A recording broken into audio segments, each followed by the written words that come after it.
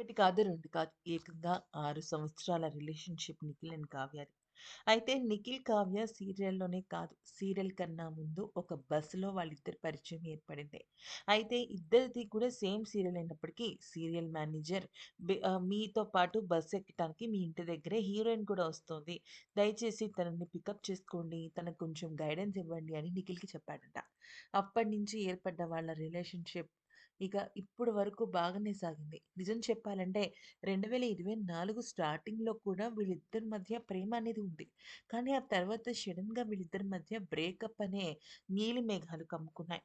అందుకనే ఆ మేఘాలు తొలగిపోవాలని చెప్పేసి చాలా పెద్ద నేషనల్ ప్లాట్‌ఫార్మ్ అయిన 'బిగ్ బాస్' లాంటి షోకి వెళ్ళి నిఖిల్ అందరి ముందు అందులోను సాటర్‌డే ఎపిసోడ్‌లో తన ఒక మనసులో ఉన్న మాటని, అలాగే కావ్యకు క్షమాపణల్ని చెప్పాడు.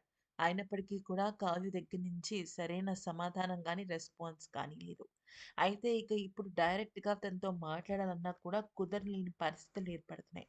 అందుకని ఇక ఇప్పుడు నిఖిల్ కొంతమంది స్టార్ మా యాజమాన్యంతో కలిసి అంటే కొంతమంది ఫ్రెండ్స్ ఉంటారు కదా! అక్కడికెళ్ళిన డైరెక్టర్స్ కానీ, అసిస్టెంట్ డైరెక్టర్స్ కానీ, ఎడిటర్స్ కానీ వీళ్ళందరి సహాయంతో రాబోయే 'బిగ్ బాస్' సీజన్ 8కి సంబంధించిన ప్రోగ్రామ్‌లో సీరియల్స్ వాళ్ళు అంటే 'చిన్ని' సీరియల్ కానీ, మరికొన్ని సీరియల్స్ వాళ్ళని పిలిచి దానిలో కావ్యని కూడా ఖచ్చితంగా పిలవాలని, దయచేసి తనొస్తున్నట్టు చెప్పొద్దు అంటూ పేర్కొన్నారట.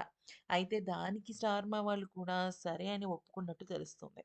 అంటే నిఖిల్ వస్తున్నాడని తెలిస్తే మేబీ తను డ్రాప్ అవ్వచ్చు అన్న అనుమానంతో నిఖిల్ అలా చేయమని చెప్పాడంట.